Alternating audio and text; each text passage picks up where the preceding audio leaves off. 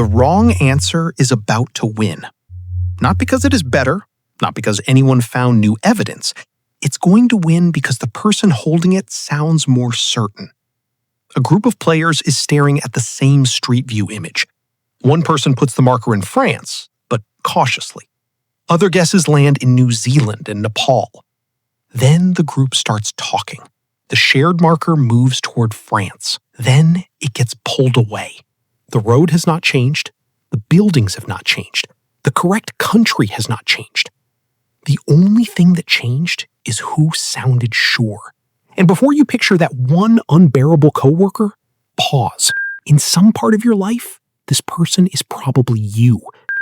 Not because you're stupid, because from inside your own head, certainty can feel exactly like evidence.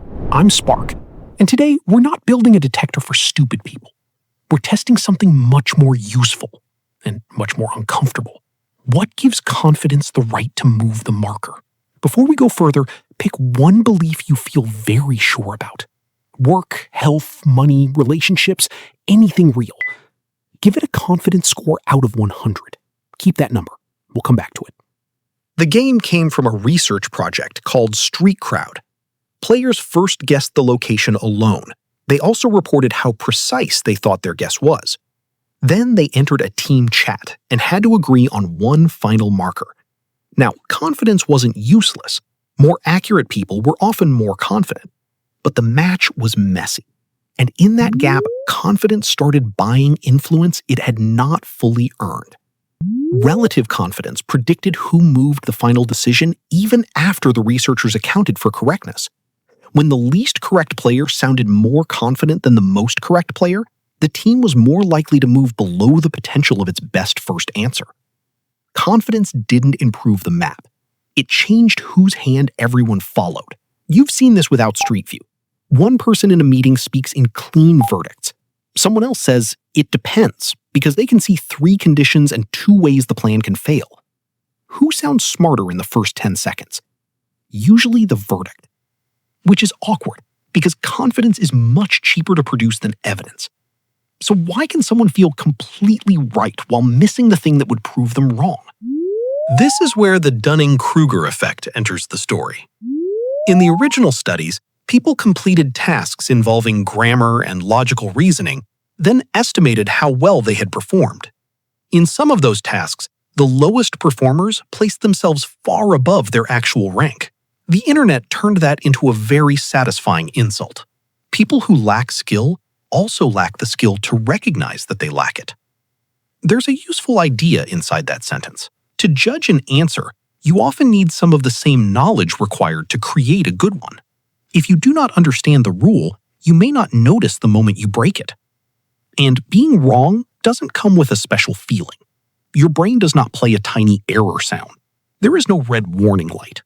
Wrong can feel calm, obvious, finished. That's why "I feel sure" is such weak evidence on its own. It tells you something about your internal state. It doesn't yet tell you whether your internal model matches the world. But there is an obvious solution, right? Show people better answers. Let them compare. Problem solved. Except that's not what happened. In one follow-up, participants graded 5 tests completed by other people, then reassessed their own performance. The lowest performing group didn't reliably bring its self-estimates down. They were also less accurate at telling stronger answers from weaker ones. That doesn't mean they were incapable of learning. It means more examples are not automatically clearer examples. If the important difference is still invisible to you, 5 answer sheets can become 5 new ways to confirm what you already thought. So the researchers changed the method. And this is the part of the story that matters most. Participants first completed a logic test and judged their own performance. Then, some of the initially low performers received training in the reasoning rules behind the test. Afterward, they looked at their original answers again. Same questions, same marks on the page, same mistakes. But now, they could see more of them. With the relevant knowledge, they became better at identifying which items they had answered correctly and incorrectly. Their self-ratings became more accurate, too. The paper stayed the same. The reader changed. That's the escape hatch. The mind didn't improve because someone won an argument against it. It improved because the evidence became readable. So when someone is confidently wrong, shouting, "You're wrong," may only create a louder version of the same problem. The better question is, what skill, measurement, or experience would make the error visible? Now bring back the belief you scored earlier. What are you using to judge it? And do you actually know how to read that evidence? Or do you mostly recognize evidence that already agrees with you? Yes, that question is annoying. That's probably why it is useful. We also need to clean up one famous picture. You may have seen the dramatic curve where beginners stand on Mount Stupid, experts crawl through a valley, and mastery waits on another peak. Memorable? Absolutely. A scientific map of 4 universal stages? No. Even the classic pattern, low performers looking highly overconfident, can be exaggerated by the way people are grouped, by limits and rating scales, and by ordinary statistical effects. Later research suggests a smaller, more conditional story. Miscalibration is real in some tasks. The famous curve by itself doesn't prove one universal mechanism. Psychology hasn't given us a forehead scanner for stupid people. Good, because a fixed identity is almost useless. A process can change. And that process is specific to the domain. Expertise comes with a key, not a master key. A brilliant surgeon can still be a beginner in investing. A careful engineer can still be clumsy in conflict.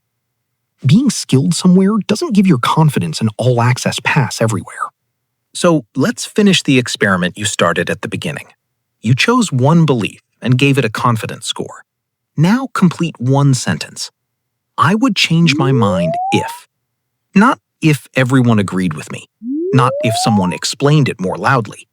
Name an observation, a result, or a failure condition that could actually move your view. Then ask one more thing. Do you have the skill to recognize that result when it appears? That is the whole test.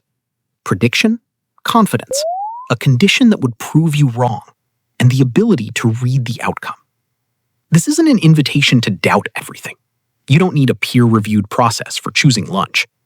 Use it when the stakes are high, when the topic is complex, or when somebody else pays the price if you are wrong.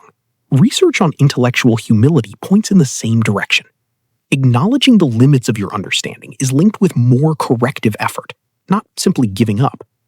In one experiment, people prompted toward intellectual humility were more likely to choose a tutorial on material they had failed. I might be wrong didn't end the process. It reopened it. The goal isn't less confidence. It is confidence that can name its limits, survive a check, and update without treating correction like a personal attack. Go back to the map. The group didn't need silence. It needed a better rule for deciding when certainty deserved influence. The marker shouldn't move because one person sounds finished. It should move because the evidence moved. Think of one moment when you were completely sure, then had to update. Put that specific moment in the comments, not the lesson, the moment. And the next time certainty arrives instantly, with no friction at all, don't ask, do I sound confident? Ask, what gives this confidence the right to move the marker? Confidence is not the enemy. Confidence that has lost contact with a test is.